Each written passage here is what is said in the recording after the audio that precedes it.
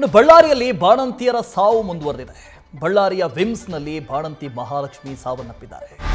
ವೈದ್ಯರ ನಿರ್ಲಕ್ಷ್ಯಕ್ಕೆ ಮಹಾಲಕ್ಷ್ಮಿ ಸಾವು ಅಂತ ಆರೋಪ ಕೇಳಿ ಬರ್ತಾ ಇದೆ.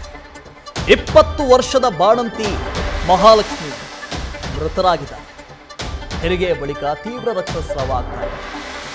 ಹೀಗಾಗಿ ಅವರು ಸಾವನ್ನಪ್ಪಿದ್ದಾರೆ ಅಂತ ಆರೋಪ ಕೇಳಿ ಬರ್ತಾ ಇದೆ. ವಿಮ್ಸ್ ಮುಂದೆ ಮಹಾಲಕ್ಷ್ಮಿ ಪೋಷಕರು ಆಕ್ರಂದನ ಮುಗಿಲು ಮುಟ್ಟಿದೆ. ಬಾಣಂತಿಯರ ಮರಣ ಮೃದಂಗ ಮತ್ತಷ್ಟು ಮುಂದುವರೆದಿದೆ. 1-2 ಅಂತಲ್ಲ, ಸರಣಿಯಾಗಿ ಬಾಣಂತಿಯರು ಸಾವನ್ನಪ್ತಾ ಇದ್ದಾರೆ.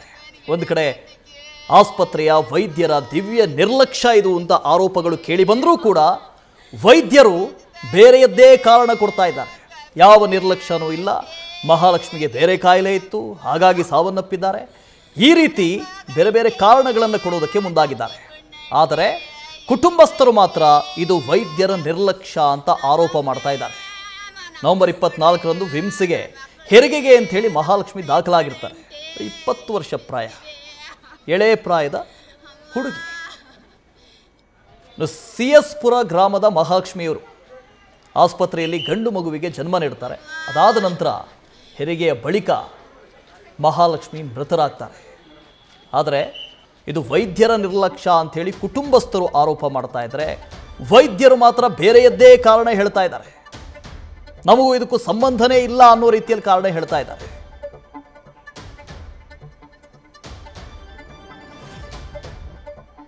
ಮನೇಲಿದ್ದ 3 ಗಂಟೆಗೆ ಬಂದಿದ್ದು ಸರ್. ಗುಡಕೋಟಿಗೆ ಬಂದಿದ್ದು ಸರ್. ಗುಡಕೋಟಿಗೆ 3 ಗಂಟೆಗೆ ಬಂದಿವಿ. 8 ಗಂಟೆ ತಕ್ಕನ ಗುಡಕೋಟ್ಲಿದ್ದೇ ಇದ್ವಿ. 8 ಗಂಟೆ ಮೇಲೆ ಆಗಲ್ಲ, ಕೂಸಿಗೆ ಏನಾರ ತೊಂದರೆ ಆಗ್ಬೋದು, ಏನನ್ನ ಕುಡಿದ್ಬೋದು, ಅಲ್ಲಿಗೆ ಹೋಗಿ ಚೆನ್ನಾಗಿ ಆಗ್ತದೆ ಹೆರಿಗೆ ಅಂತಂದು ಇಲ್ಲಿಗೆ ಕಳಿಸಿದ್ರು ಮೇಡಮ್ ಅವರು.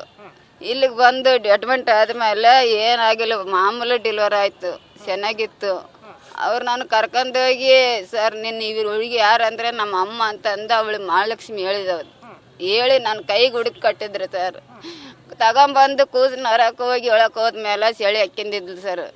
ಹೆಕ್ಕಿಂದಿದ್ರೆ ಅಮ್ಮ ಸರ್ ಮೇಡಮ ನನ್ನ ಮಗಳಿಗೆ ಸೆಲೆ ಹಾಕ್ಯಂದಿತ್ತು, ನಡಗ್ ಬಂದದ್ದು ಬಾರ ಅಂದರೆ ಏನು ಹಾಕಿಲ್ಲ ಸುಮ್ಮನಿರ ಅಂತಂದ್ರೆ ಮೇಡಮ್ ಅವ್ರು ಅಂದ್ರದು.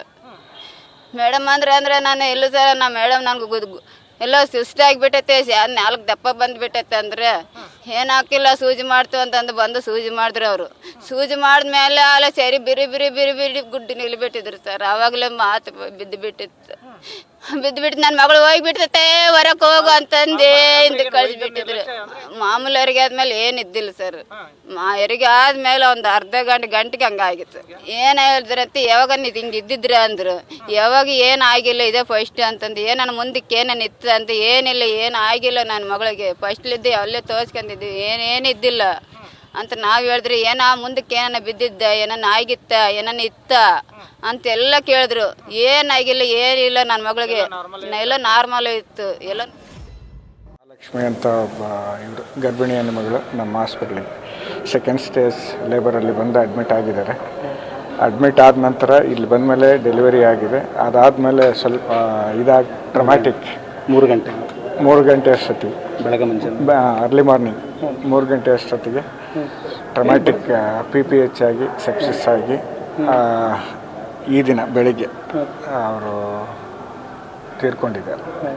ಅವರಿಗೆ ಅನಿಮಿಯಾ ಏನೂ ಇತ್ತು. ಸುಮಾರು 15 ದಿವಸಗಳಿಂದ ಹಿಸ್ಟ್ರಿ ನಾವು ಕೇಳಿದಾಗ ಅವ್ರಿಗೆ ಕೆಮ್ಮು ಇದೆ, ಬೇರೆ ತೊಂದರೆನೂ ಇದೆ. ಅಲ್ಲಿ ಈಗ PHCಯಲ್ಲಿ ಯಾವ ಥರ ಸೌಲಭ್ಯಗಳಿದೆ, ಯಾವ ಥರ ಇದು ಮಾಡಿದ್ದಾರೆ, ಹ್ಯಾಂಡಲ್ ಮಾಡಿದ್ದಾರೆ ಕೇಸ್ ಅನ್ನೋದ್ರ ಮೇಲೆ ಡಿಪೆಂಡ್ ಆಗಿರುತ್ತೆ. ನಮ್ಮಲ್ಲಿ ಸಾಮಾನ್ಯವಾಗಿ ಎಲ್ಲ ಬರ್ತಕ್ಕಂಥ ಪೇಷಂಟ್ಗಳ ರೆಫರಲ್ ಕೇಸಸ್, ಯಾವುದು ನಾರ್ಮಲ್ ಕೇಸಸ್ ತುಂಬ ಕಡಿಮೆ ನಮ್ಮಲ್ಲಿ ಬರೋದು. ಎಲ್ಲ ಸುಮಾರು PHCಗಳಿಂದ ಬರುತ್ತೆ, ಇದರಿಂದ ರಾಯಚೂರಿಂದ ಬರುತ್ತೆ, ಕೊಪ್ಪಳದಿಂದ ಬರುತ್ತೆ, ಯಾದಗಿರಿಯಿಂದ ಬರುತ್ತೆ, ಆಮೇಲೆ ಪಕ್ಕದ ಆಂಧ್ರ, ರಾಯದುರ್ಗ, ಉರವಕೊಂಡ ಎಲ್ಲ ಕಡೆಯಿಂದನೂ ಪೇಷಂಟ್ಗಳು ಬರ್ತಾ ಇರುತ್ತೆ. ನಾರ್ಮಲ್ ಅಂತ ಕಡಿಮೆನೇ ನಮ್ಮಲ್ಲಿ ಬರೋದು, ಎಲ್ಲ ರೆಫರ್ಡ್ ಕೇಸಸ್ಸೇ ಬರುತ್ತೆ. ಏನಾದರೂ ವಿಷಮ ಸ್ಥಿತಿಯಲ್ಲಿದ್ದಾಗ ಈ ಕಡೆ ನಮ್ಮದು ಟೆರಿಷರಿ ಕೇರ್ ಸೆಂಟರ್ ಆಗಿರೋದ್ರಿಂದ ಅದನ್ನು ಇಲ್ಲಿಗೆ ರೆಫರ್ ಮಾಡ್ತಾರೆ. ರೆಫರ್ ಮಾಡಿದಂಥ ಶಿವಾನಂದ ಡೀಟೇಲ್ಸ್ ಕೊಡ್ತಾರೆ. ಶಿವಾನಂದ, ವಿಮ್ಸ್ನಲ್ಲಿ ಒಂದು ಸಾವಲ್ಲ, ಸರಣಿ ಸಾವುಗಳಾಗ್ತಾ ಇದ್ದಾವೆ. ಡಾಕ್ಟರ್ಗಳು ಹೇಳ್ತಾರೆ ಇಲ್ಲ ಇದು ಅನಿಮಿಯಾ ಆಗಿತ್ತು, ಇನ್ನೊಂದಾಗಿತ್ತು, ಮತ್ತೊಂದಾಗಿತ್ತು ಅಂತ. ನಿಜಕ್ಕೂ ಸಾವಿಗೆ ಕಾರಣ ಏನು ಅಂತ? ಬಸ್ಸು ಮುಖ್ಯವಾಗಿ ಕಳೆದ 17 ದಿನಗಳಿಂದಲೂ ಕೂಡ ಬಳ್ಳಾರಿಯಲ್ಲಿ ಬಾಣಂತಿಯರ ಸಾವಿನ ಪ್ರಮಾಣ ಹೆಚ್ಚಾಗಿರುವಂತದ್ದು. ಅಂದ್ರೆ ಮರಣ ಮೃದಂಗ ಮುಂದುವರೆದಿದೆ ಅಂದ್ರೂ ಕೂಡ ತಪ್ಪಾಗ್ಲಿಕ್ಕಿಲ್ಲ. ಕಾರಣ ಅಂದ್ರೆ ಕಳೆದ ನವೆಂಬರ್ 10ರಿಂದ ಏನು ಜಿಲ್ಲಾಸ್ಪತ್ರೆಯಲ್ಲೂ ಕೂಡ 3 ಬಾಣಂತಿಯರು ಸಾವನ್ನಪ್ಪಿದ್ರು. ಇದೇ ಪ್ರಕರಣ ಬೆಳಕಿಗೆ ಬಂದಲ್ಲೇ ಈಗ ಮತ್ತೋರ್ವ ಅಂದ್ರೆ ಮಹಾಲಕ್ಷ್ಮಿ ಅನ್ನುವಂತ ಏನು ಬಾಣಂತಿ ಕೂಡ ಸಾವನ್ನಪ್ಪಿರುವಂತದ್ದು. ಅಂದ್ರೆ ಕಳೆದ ಭಾನುವಾರ ಸಂಜೆ ವೇಳೆಗೆ ಹೆರಿಗೆಗಾಗಿ ವಿಮ್ಸ್ಗೆ ದಾಖಲಾಗಿರ್ತಾರೆ. ಆ ಒಂದು ಸಂದರ್ಭದಲ್ಲಿ ಆ ಒಂದು ಬಾಣಂತಿಗೆ ಸಾಮಾನ್ಯ ಹೆರಿಗೆ ಆಗಿರುತ್ತೆ. ತದನಂತರದಲ್ಲಿ ಏಕಾಏಕಿ ಆರೋಗ್ಯದಲ್ಲಿ ಏರುಪೇರಾಗಿರುವಂತದ್ದು. ತದನಂತರ ವೈದ್ಯರು ಕೂಡ ಚಿಕಿತ್ಸೆಯನ್ನ ನೀಡುವಂತ ಒಂದು ಕೆಲಸವನ್ನ ಮಾಡಿರ್ತಾರೆ. ಆದ್ರೆ ಏಕಾಏಕಿ ತೀವ್ರ ರಕ್ತಸ್ರಾವ ಮತ್ತೆ ಅನಿಮಿಯಾ ಸಮಸ್ಯೆದಿಂದ ಸಾವನ್ನಪ್ಪಿದ್ದಾರೆ ಅನ್ನುವಂತ ಒಂದು ಮಾಹಿತಿ ಈಗ ಸಿಗ್ತಾ ಇರುವಂತದ್ದು. ಆದ್ರೆ ನಿಜಕ್ಕೂ ಕೂಡ ಆ ಒಂದು ಮೃತ ಮಹಾಲಕ್ಷ್ಮಿಗೆ ಯಾವುದೇ ಕಾಯಿಲೆಗಳಿರ್ಲಿಲ್ಲ. ಆದ್ರೆ ಏಕೈಕಿ ಇದು ಸುಳ್ಳು ಆರೋಪವನ್ನ ವೈದ್ಯರು ಮಾಡ್ತಾ ಇದ್ರೆ. ಆದ್ರೆ ವೈದ್ಯರ ನಿರ್ಲಕ್ಷ್ಯದಿಂದ ಈ ಒಂದು ಮಹಾಲಕ್ಷ್ಮಿ ಸಾವನ್ನಪ್ಪಿದ್ದಾರೆ ಅನ್ನುವಂತ ಒಂದು ನಿಟ್ಟಿನಲ್ಲಿ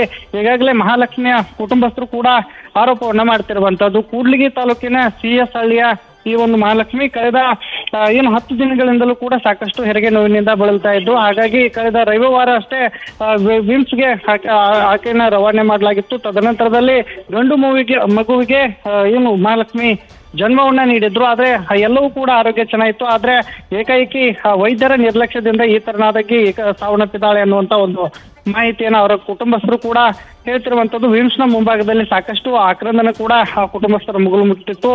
ಯಾಕಂದ್ರೆ ಕಳೆದ ನವೆಂಬರ್ 10ರಿಂದಲೂ ಕೂಡ ಜಿಲ್ಲಾಸ್ಪತ್ರೆಗೆ ದಾಖಲಾದಂತ 7 ಬಾಣಂತಿಯರು ಕೂಡ ಏಕಾಏಕಿ ಅಸ್ವಸ್ಥಗೊಂಡಿದ್ರು. ಆ ಪೈಕಿ 4 ಮಹಿಳೆಯರು ಕೂಡ ಸಾವನ್ನಪ್ಪಿದ್ರು. ಹೀಗಾಗಿ ಜಿಲ್ಲಾಡಳಿತದ ನಿರ್ಲಕ್ಷ್ಯವೇ ಈ ಒಂದು ಸಾವಿಗಳಿಗೆ ಕಾರಣ ಅನ್ನುವಂತ ಒಂದು ಮಾಹಿತಿಗ ಮೇಲ್ನೋಟಕ್ಕೆ ತಿಳಿದು ಬರ್ತಾ ಇರುವಂತದ್ದು. Vastu. Thank you Shivanand. News first ನಿರ್ಭೀತಿಯಿಂದ ನಿಮ್ಮ ಪರವಾಗಿ.